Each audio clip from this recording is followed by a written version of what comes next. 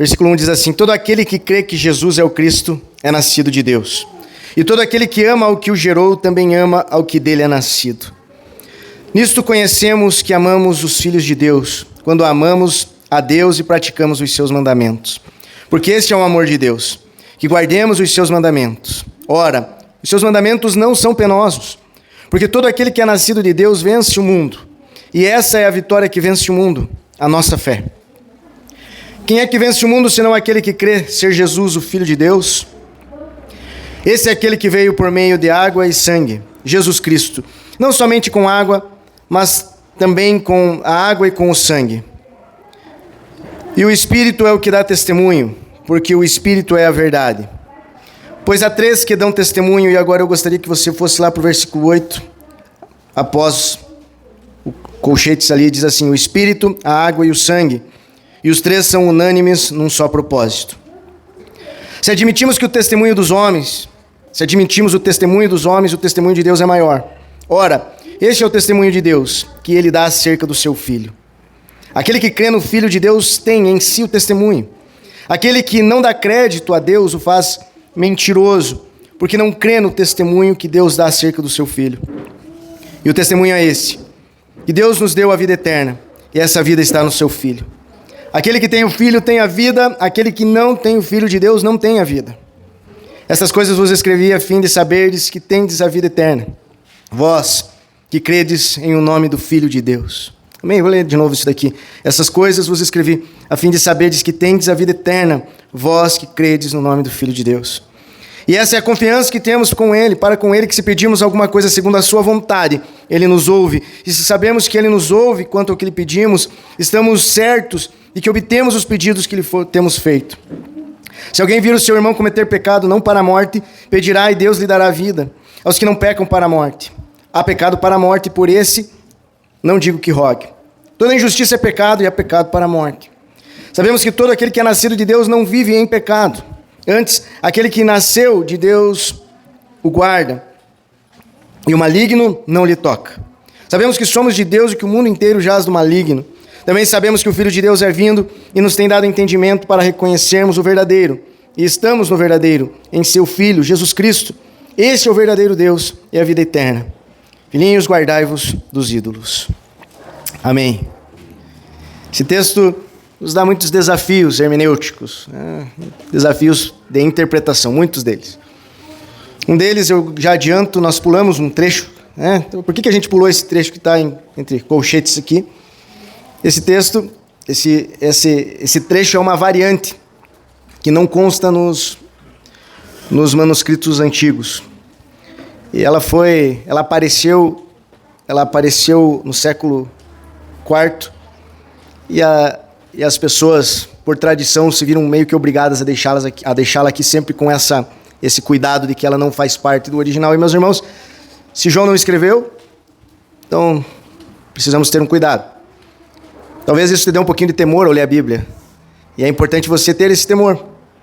Existe o texto da palavra, que foi inspirado pelos apóstolos.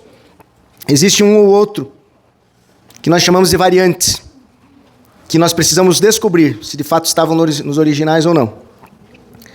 Existe um estudo profundo a respeito disso. Muitos teólogos já fizeram.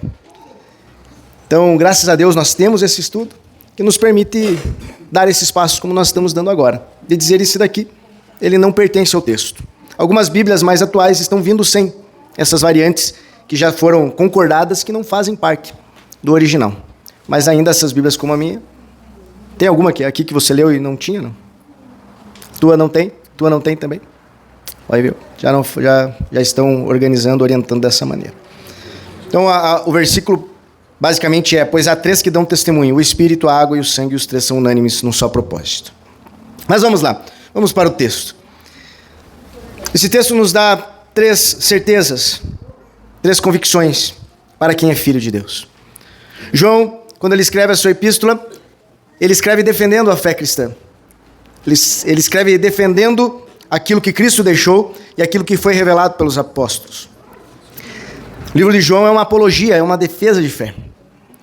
E ele está especialmente brigando aqui contra o gnosticismo, contra uma ideia cristã que misturava a filosofia com a teologia. E nessa ideia vários pontos existiam. Um deles era que o homem, no seu interior, na sua alma, era essencialmente bom, mas o corpo era ruim. O pensamento de que tudo que é físico, concreto, era mal, mas aquilo que era espiritual era bom. Isso entrou, essa teologia entrou no meio cristão. E João agora se levanta para defender o pensamento que Cristo havia deixado e que os apóstolos, inspirados pelo Espírito Santo, haviam escrito.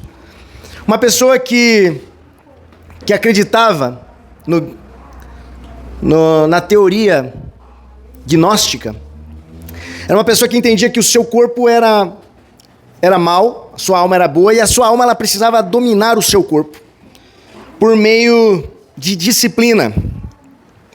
Talvez você consiga visualizar, ainda hoje, um formato espiritual onde eu vou, dia após dia, disciplinando o meu corpo para que eu chegue mais próximo de Deus. Eu vou, aos pouquinhos, matando eu mesmo a minha carne, matando as minhas vontades, me disciplinando, a ponto de poder chegar mais perto de Deus. Vou batendo dia após dia em mim mesmo, me auto-santificando até a hora que Deus me aceite. E não somente isso, me abençoe. Você já viu isso? Essa é uma ideia que tem como origem o gnosticismo. E João trata isso durante a sua epístola, mas nesse final ele nos mostra algumas certezas aqui, algumas convicções, e uma delas é que a nossa caminhada cristã não é uma caminhada pesada, mas leve. Ele diz o seguinte, no versículo 3, porque esse é o amor de Deus, que guardemos os seus mandamentos. E ora, os seus mandamentos não são penosos. Primeira instrução que João nos ensina aqui é: a vida cristã não é uma penúria. A vida cristã não é um fardo que você, agora eu sou cristão, agora eu preciso viver essa vida difícil. Não, não é isso. Ele mostra que na caminhada cristã é o contrário. Como Jesus disse, o meu fardo não é pesado, o meu jugo não é pesado, mas é leve. Meus irmãos, se você tem vivido uma vida cristã de peso, você tem vivido errado essa vida cristã. Porque a palavra do Senhor nos ensina que é leve. É leve por alguns motivos. Primeiro deles, todo aquele que crê que Jesus é o Cristo é nascido de Deus. Ele começa revelando para nós que a nossa identidade foi moldada, foi mudada, não mais como filhos do diabo, como filhos das trevas, como pertencentes ao mal, mas a tua identidade foi mudada para filho de Deus. Você crê que você é filho de Deus? Hein? Giovanni, mas eu sou um filho de Deus muito complicado. Tudo bem, eu também sou. Mas filiação a gente não deixa mais de ser. Se você é filho de Deus, a tua identidade em Deus, mesmo que você seja um filho complicado, mesmo que você seja um filho como o filho pródigo, que é gastador, que fica gastando a tua herança à toa aí, ainda assim, a tua ligação com o teu pai é a tua ligação eterna com ele. Ou talvez você seja um filho religiosão, que fica na casa, que fica se achando melhor, ainda assim, você é filho. E o pai chama tanto o filho mais novo quanto o filho mais velho para perto dele, para conhecê-lo mais ainda. E por que não é pesado? Porque a tua identidade é mudada. E agora ele coloca uma outra coisa. Os mandamentos não são penosos. Giovanni, mas os mandamentos não é bem assim não, de cumprir, não. Qual mandamento que você acha que ele está falando aqui? Às vezes nós pegamos e achamos que ele está falando dos mandamentos da lei. Não terás outros deuses diante de ti, guarda o sábado, não fale o nome do Senhor em vão. Não, João não está falando desses mandamentos. Por quê? Porque era óbvio e notório para essa comunidade aqui que nós não estamos mais debaixo da lei. Nós não estamos mais debaixo da lei. Nós entendemos que a lei de Moisés não é para nós. A lei de Moisés é para quem não tem a Cristo, porque ela revela o pecado. Você não, o pecado já foi revelado na tua vida, você se arrependeu dele, você buscou o Salvador e agora você foi transferido para o reino de Deus. Agora, qual é o mandamento que ele está dizendo? Qual mandamento João está falando? João está falando do mandamento primordial, essencial, primeiro. Ele está falando do mandamento que ele mesmo cita aqui no seu livro. Eu quero que você volte ali, no capítulo 3, no versículo 23.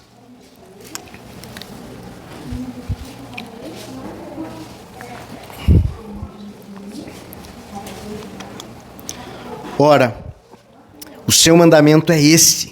Opa, qual o mandamento? Que creiamos em nome do seu Filho Jesus Cristo e nos amemos uns aos outros, segundo o mandamento que ele nos ordenou. O que João está mostrando para nós? João está falando que aquele que é filho de Deus, ele é filho porque ele crê. E porque ele crê, algo começa a se desenvolver na vida dele, que é o amor de Deus.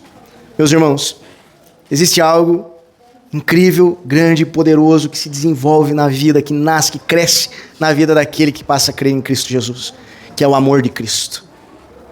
E você, quando você ama, quando você recebe o amor de Cristo, você é constrangido a amar novamente. E isso é próprio daquele que crê em Cristo. Não há como desvincular uma coisa. Eu creio em Jesus, mas eu não amo como Jesus. Não, então a tua fé está com problema. A tua fé está muito baixa, a tua fé não é suficiente. Porque aquele que crê, segundo João, ele com certeza ama. Ele não tem escapatória para não amar. Porque ele é filho de Deus e a construção dele não é uma construção de autodisciplina. O crescimento dele não é um crescimento onde ele, dia após dia, vai vencendo, ele entra no mosteiro, porque foi isso que os cristãos fizeram. Vamos entrar no mosteiro para lá a gente dominar o nosso corpo. O que acontecia lá? Abusos, não dominava nada.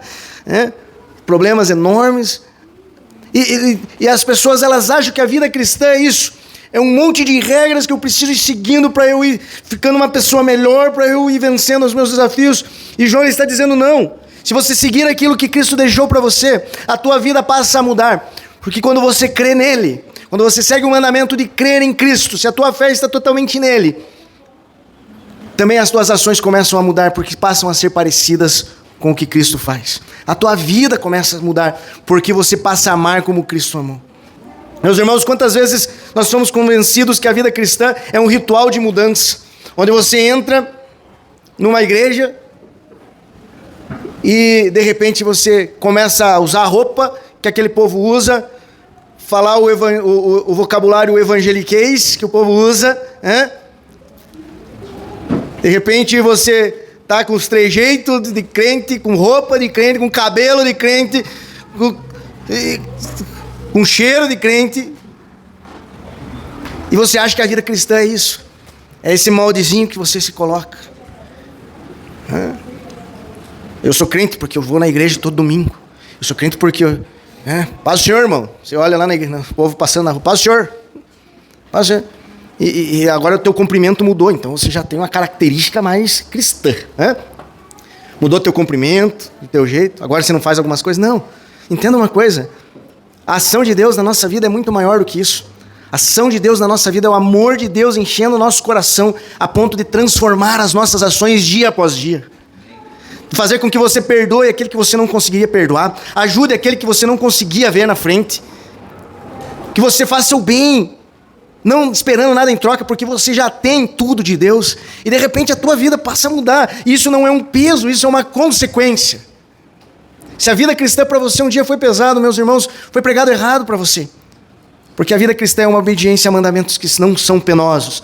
Porque quando Cristo nos ama, e nós entendemos esse amor, e nós recebemos esse amor, consequentemente, nós vamos amar mais.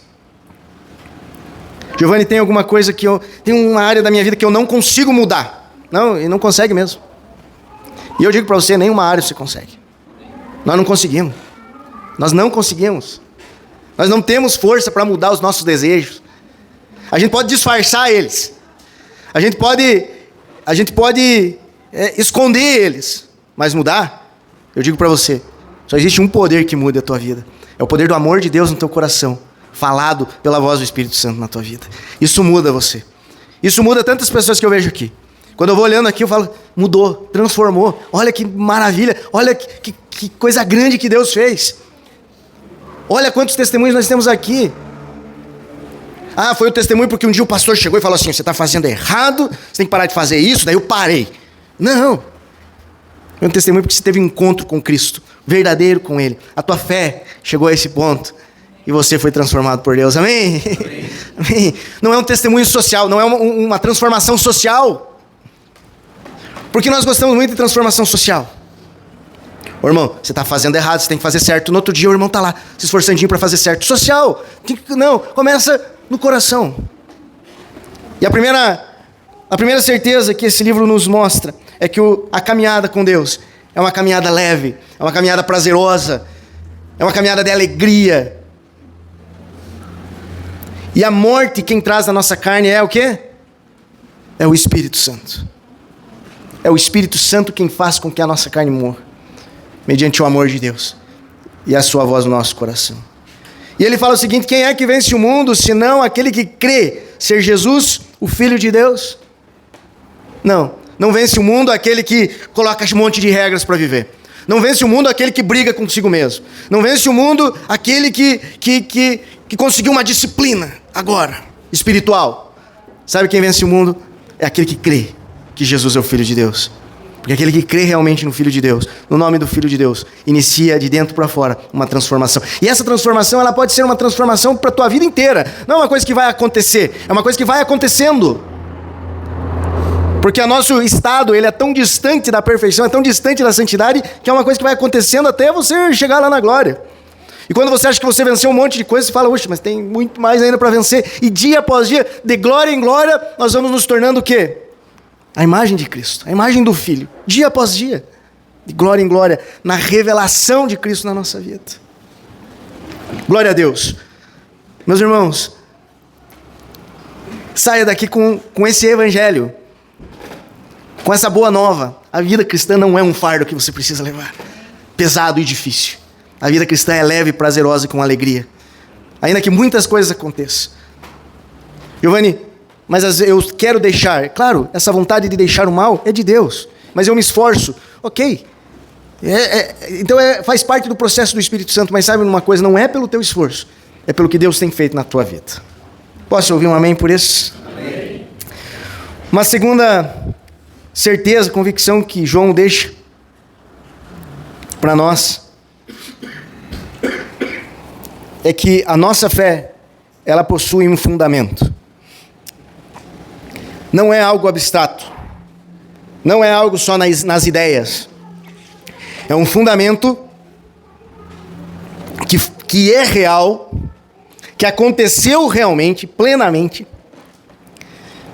E João começa a sua epístola falando assim, eu quero falar para vocês de algo que nós vimos, ouvimos, testemunhamos, que nós tocamos com as nossas próprias mãos. Eu não estou entregando para vocês algo abstrato, algo que nós achamos que pode ser verdadeiro, algo que nós chegamos aqui a uma conclusão que é isso que tem que ser. Não, nós estamos entregando para vocês algo real, verdadeiro. E a fé, a certeza que João nos dá aqui é que a fé, a nossa fé, ela está baseada em algo real e autêntico. Ela tem esse fundamento. O que aconteceu foi real, foi verdadeiro. E um Cristo que nasceu, viveu e morreu por nós. Não foi uma invenção. Isso foi testemunhado. Foi visto, foi escrito. As pessoas que escreveram morreram por isso.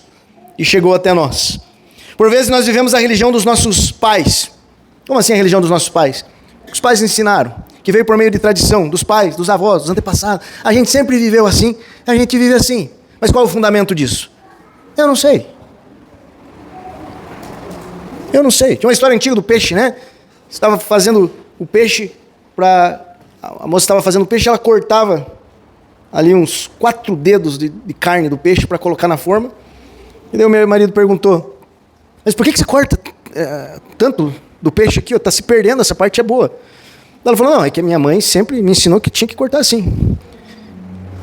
E daí ele foi lá, perguntou para a sogra, os dois, né, foram lá: por que a gente corta aqui? Daí ela falou: não, é que a minha mãe, né, sua avó, ensinou assim. E eles foram lá para a avó e falaram: mas por que a gente corta o peixe assim, perde tanto da carne dela? Não, eu cortava assim porque a minha forma era pequena, não cabia, eu tinha que cortar. E assim, a gente caminha sem saber, sem ter uma base, um fundamento na nossa fé. Você vem aqui e você levanta a mão. Por que você levanta a mão? Você vem aqui e você adora. Por que nós adoramos? Por quê? Porque temos um momento de comunhão. A gente vai fazendo as coisas porque todo mundo está fazendo. E daí a tua base de fé não precisa nenhum gnóstico ir para vencer você na conversa. Qualquer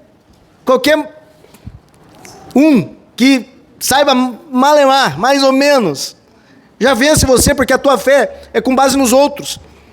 É com base no que a multidão faz, no que o povo faz.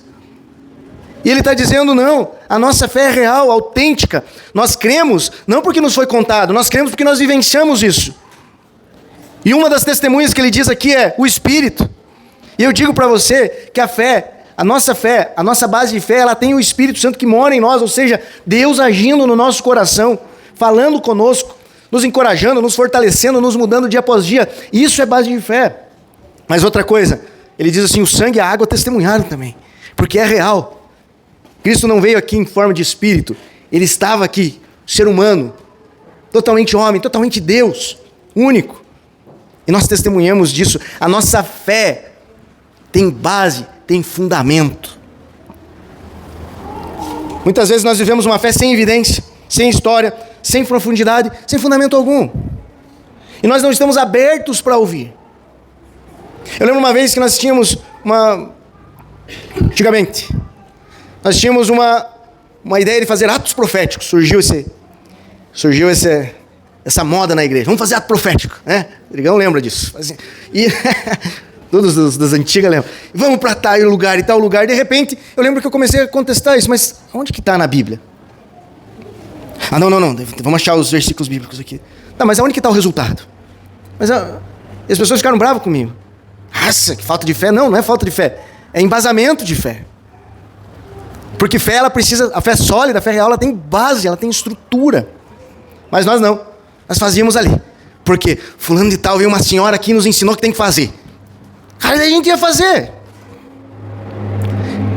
E a nossa fé às vezes me falaram que dá certo. É aquela fé, é a mesma fé que você usava para... Antigamente, que as mães levavam o filho para benzer. Né? Tá, mas vamos levar. O que é bom? Arruda. Ela chegava no lugar, eu recebi. Porque não tem fundamento. De onde que surgiu isso? Eu não sei. Dizem que é bom. Eu não sei, diz que é importante. Importante ir numa igreja. Não, qual que é a base de fé para você ir na igreja? Você tem que estar firmado, você tem que ir para o texto que os apóstolos escreveram, que Cristo deixou para nós, as palavras dele, e embasar a tua fé. Olha o que Pedro diz, 1 Pedro 3,15. Liga lá para nós, Mari, faz favor.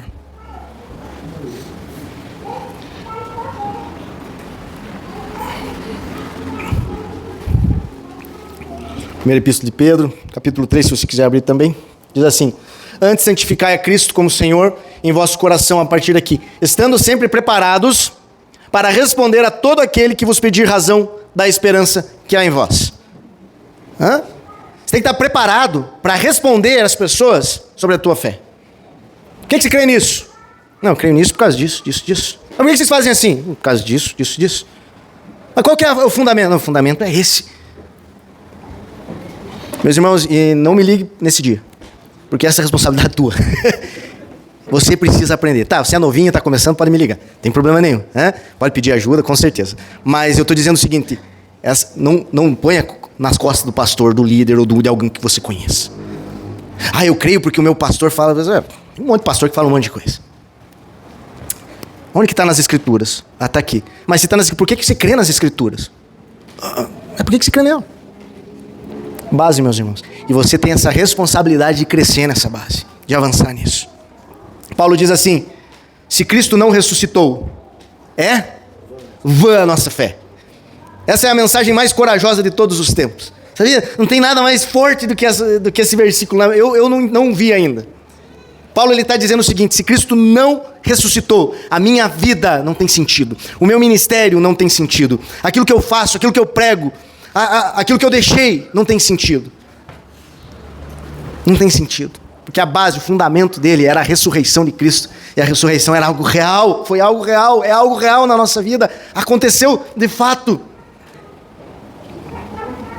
E assim também nós devemos estar pautados. A sua fé tem fundamento na palavra de Deus e no Espírito Santo que habita em você. Uma outra certeza que nós temos nesse texto, e uma terceira certeza que o texto nos ensina, uma convicção, um final na epístola aqui de João. Como se João agora estivesse falando: olha, eu quero deixar algumas coisas para vocês firmarem. A primeira delas, não é um peso, é uma alegria, é vida. A segunda, base, convicção. Aprenda aonde estão os fundamentos da tua fé. Saiba disso.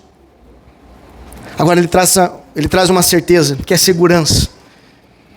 Ele termina dizendo: 3 sabemos aqui. Tenha segurança. Segurança é a fé de que Cristo está com você. É a certeza naquilo que Ele falou para você. Versículo 18 ele diz assim: sabemos que todo aquele que é nascido de Deus não vive em pecado. Por que não vive em pecado? João já havia nos ensinado nos capítulos anteriores. Você foi tirado do contexto de pecado. Você foi tirado da posição de pecador. E você foi inserido na posição de filho de Deus. Você está em Cristo Jesus agora. E você não está em pecado. Em pecado é no pecado. Ele está falando de posição e não de ações, não de atitudes. João conclui a carta dele dizendo o seguinte: olha, saiba disso, nós sabemos disso, isso é comum para nós. A nossa posição hoje é filho de Deus. A nossa identidade hoje não é mais de pecador. Ainda que você cometa coisas erradas, ainda que você transgrida a lei de Moisés em vários aspectos, assim como eu, a nossa identidade hoje mudou. A nossa posição agora mudou, nós estamos no Filho de Deus. Ele diz o seguinte: aquele que nasceu de Deus, o guarda.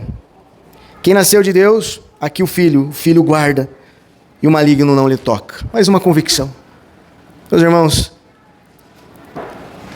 deixa eu te dizer uma coisa. A gente não pode ignorar as ações das trevas, do diabo, porque ele mente e ele busca justamente atrapalhar a tua fé, a tua base de fé. Mas você tem que crer que o teu Pai te guarda, que Ele cuida de você e o inimigo não te toca. E ele diz mais uma coisa: sabemos que somos de Deus e que o mundo inteiro jaz no maligno. Faz uma diferença. Nós somos de Deus e o mundo inteiro jaz no maligno. Está nos mostrando que o Senhor aqui cuida de nós. E também sabemos que o Filho de Deus é vindo e nos tem dado entendimento para reconhecermos o verdadeiro. Olha aí. O Filho de Deus está vindo, é vindo e nos tem dado entendimento para reconhecermos o verdadeiro. Novamente ele trata sobre o fundamento da fé. E estamos no verdadeiro em seu Filho, Jesus Cristo, que é o verdadeiro Deus e a vida eterna. Meus irmãos, ainda nesse ponto, ele fala sobre a oração. Ele diz algo interessante aqui. Ele fala sobre a oração, ele fala que Deus ouve a oração, essa confiança que temos com Ele. Se pedirmos alguma coisa em sua vontade, Ele nos ouve. Agora ele fala o seguinte: se alguém vir o seu irmão cometer pecado não para a morte, pedirá, e Deus lhe dará a vida aos que não pecam para a morte. Esse texto é uma confusão na vida dos teólogos que se você for estudar, é uma loucura. O que é o pecado para a morte? Qual que é o pecado que não é para a morte? Nós não podemos sair da epístola de João para descobrir isso. João trata ele do começo ao fim. Não crer em Cristo Jesus é o pecado para a morte. Por quê? Porque quem tem o Filho tem a vida. Quem não tem o Filho não tem a vida. É simples. Ele diz assim: se você vê uma pessoa cometendo um erro, a pessoa está mentindo, mas ela não tem o Filho, você vai orar para ela parar de mentir? Que sentido tem isso? Você vai orar para ela parar de adulterar? Ela não tem o Filho. Ela não deu o primeiro passo ainda, o mais óbvio, de se tornar filho de Deus. O mais básico, essa pessoa precisa do Evangelho. Agora, se você vê alguém cometendo um pecado, não para a morte, e agora, ele está falando dos filhos que cometem erros. Ele está falando dos filhos, dos irmãos que estão cometendo erro. O que você faz? Você ora por ele. Sabe por quê? Porque Deus lhe dá vida. Se alguém vir o seu irmão cometer pecado para a morte, pedirá, e Deus lhe dará vida aos que não pecam para a morte. E agora, novamente, João engata com o início do texto. E ele mostra o seguinte: não está na disciplina, não está na tua força, não está na tua sabedoria. O teu aperfeiçoamento está em Deus, que dá vida. Meus irmãos, nós temos um problema enorme com isso. Quando nós vemos um irmão errando, o que nós fazemos? Normalmente, nós falamos dele. Nós falamos mal dele. O que Deus pede para você? Ore por ele. Quando nós vemos um irmão errando, o que nós fazemos? Nós amaldiçoamos ele. Miserável. Nós nos afastamos dele. O que o texto nos diz?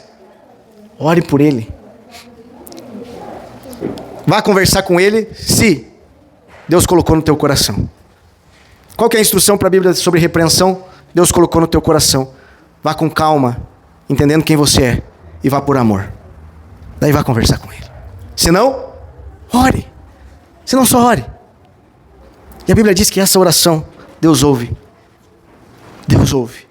Meus irmãos, quanto mais nós crescemos como comunidade, mais erros nós vemos, mais problemas nós vemos, mais um irmãozinho errando nós vemos. E o que nós temos que fazer?